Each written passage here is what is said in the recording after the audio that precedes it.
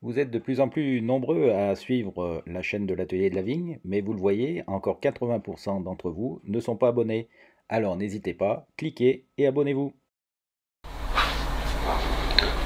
Bonjour à tous, on se retrouve pour cette nouvelle journée à l'atelier. Et on va, dans la continuation du remontage de cet AV88, s'occuper cette semaine du moteur.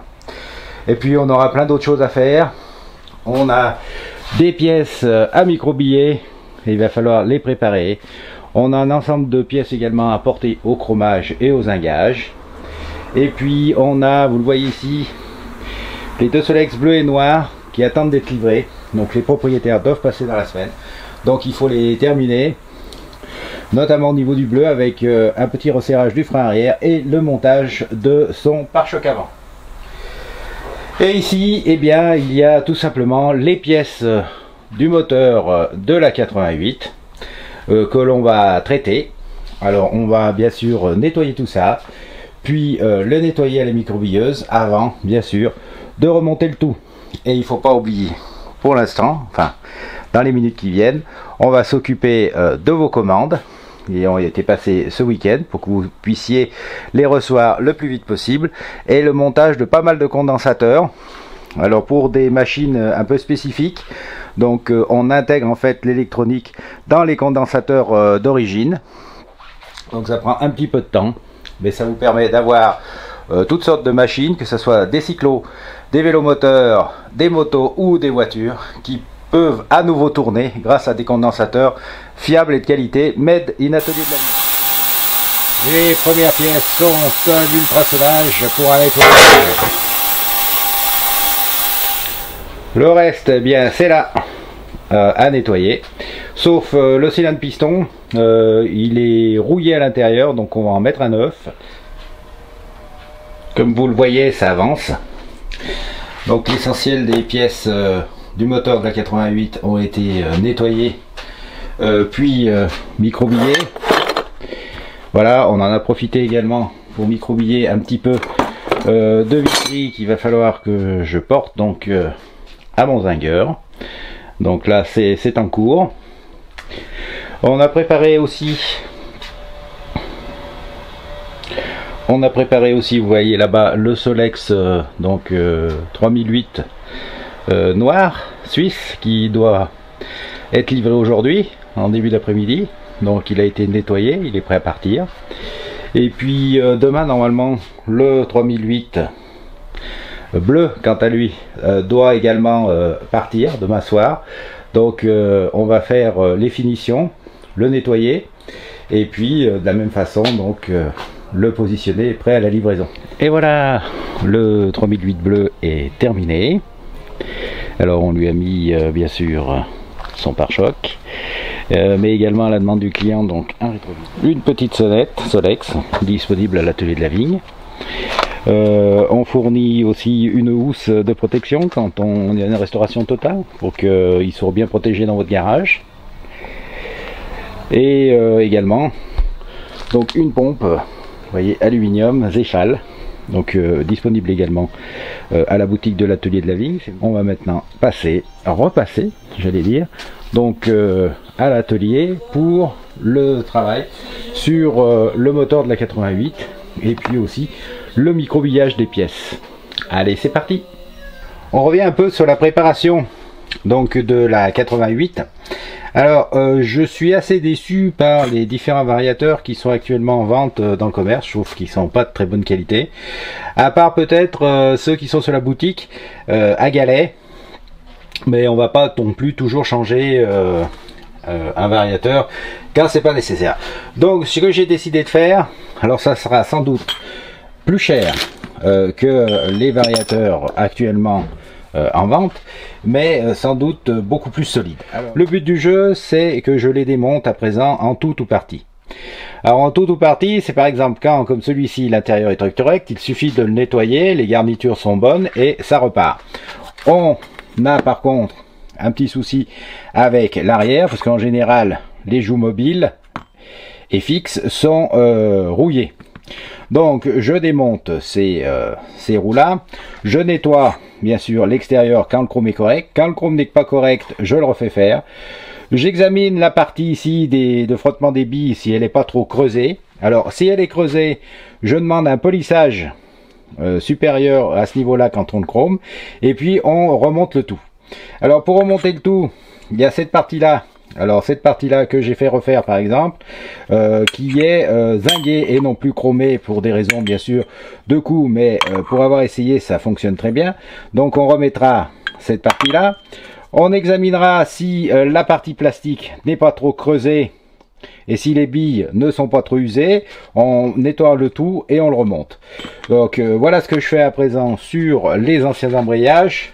J'essaye de les récupérer.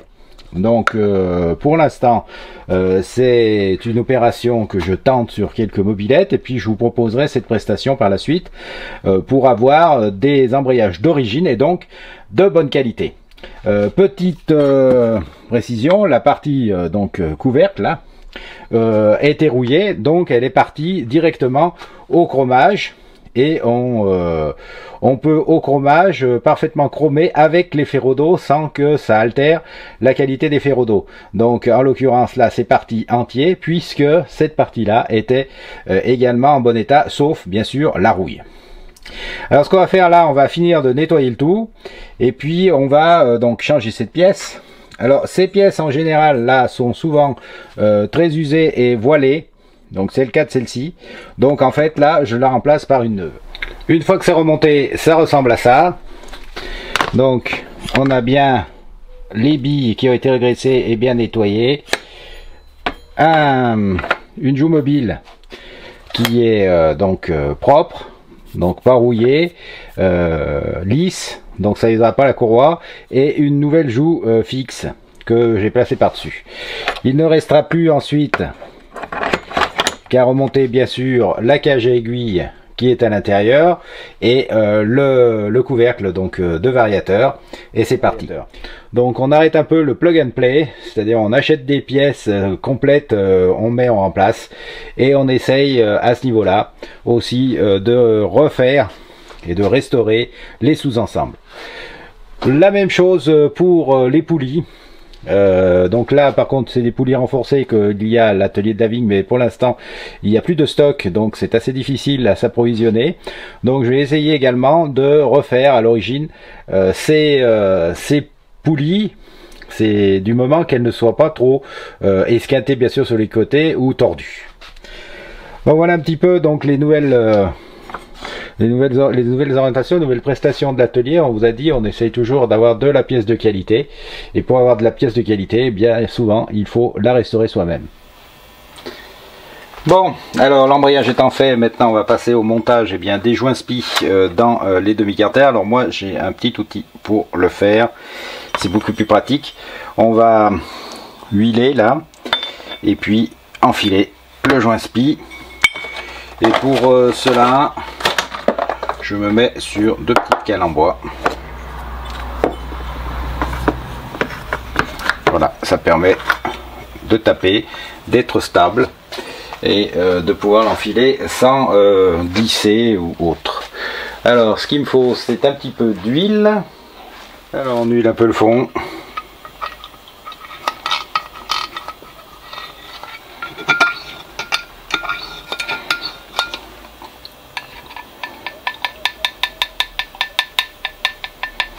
Le joint spi pareil, et on va le rentrer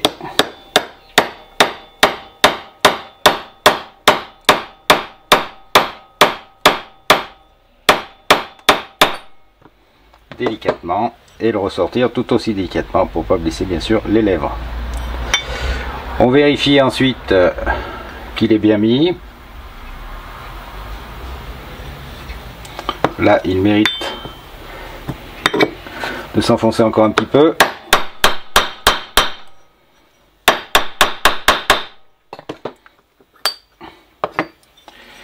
Et voilà,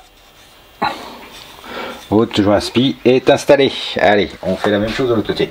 On peut chauffer un petit peu les demi-carters pour que ça rentre mieux. Mais vous voyez, c'est pas totalement indispensable. Et voilà, deuxième joint spi. Ok, on va passer maintenant au montage. Déroulement sur l'embiellage. Alors voilà l'embiellage. Alors on s'est assuré bien sûr que l'embiellage était en bon état. C'est-à-dire qu'il n'y avait pas de jeu, qu'il n'était pas rouillé, que les cages de la bielle n'étaient pas rouillées, etc. etc.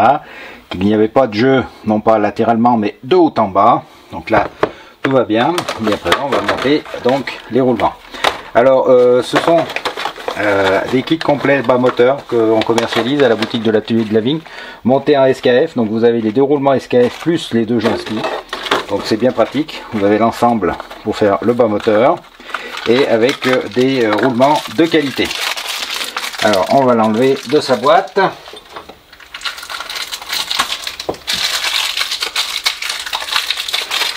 Voilà. Alors sur les roulements bas moteur Motobécane, on a un sens.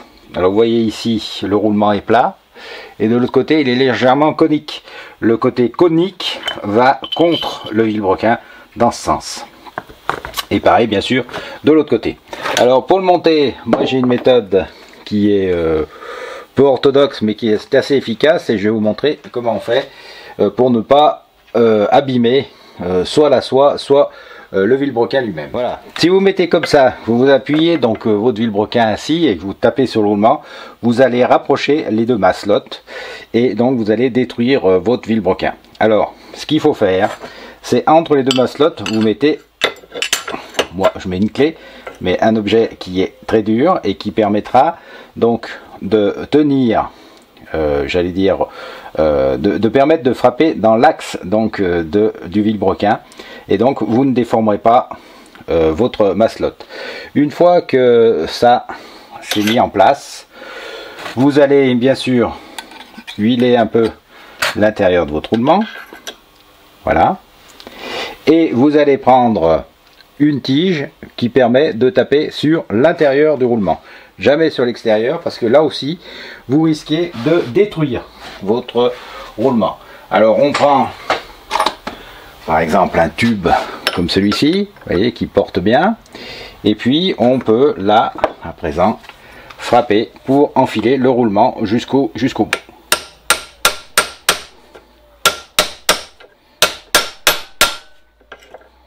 Vous vous assurez que ça porte bien.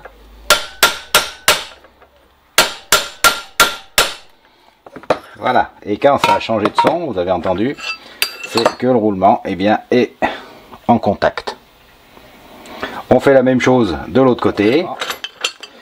Il est également en position. On vérifie bien sûr qu'il coulisse bien des deux côtés. Voilà, vous avez monté le sous-ensemble vilebrequin. On va remonter le moteur de la 88. Alors vous voyez, on a préparé là-bas toute la visserie avec les supports moteurs. Et puis là, on a mis les deux demi-carters avec le vilebrequin. Maintenant, on va enfiler ça tout doucement à la presse, ici, avec les différents, j'allais dire, tas que j'ai pu avoir pour faire ce genre de manip. Allez, c'est parti. On va pas oublier, bien sûr, avant de le refermer, de mettre le joint qui est entre les deux cartes. Alors voilà, une fois que vous avez enfilé donc à la presse les deux côtés, vous vérifiez que les maslottes du vilebrequin à l'intérieur sont bien axées, c'est-à-dire qu'il y a à peu près le même jour ici et ici, ce qui est le cas là. Vous passez des cales, hein, il y a des jeux disponibles à la boutique de l'atelier de la vigne, et puis vous vérifiez avant, bien sûr, de passer au blocage des différentes vis et à l'alignement bien sûr des carters moteurs. Voilà, le carter est monté avec ces boulons. Ils ont été serrés donc à la main d'abord et puis bien sûr toujours à la clé dynamométrique. Alors si vous en voulez une, il y en a à la boutique de l'atelier, ce qui permet de faire un réglage fin et un bon montage des moteurs. Alors vous vous assurez aussi après que comme c'est le cas ici, que le vilebrequin tourne librement. On va passer un petit coup de cutter là pour bien égaliser le joint au niveau donc du plan de joint d'en base, et puis on va continuer à monter le moteur. On va là monter les goujons donc du haut moteur et les petits goujons de l'allumage.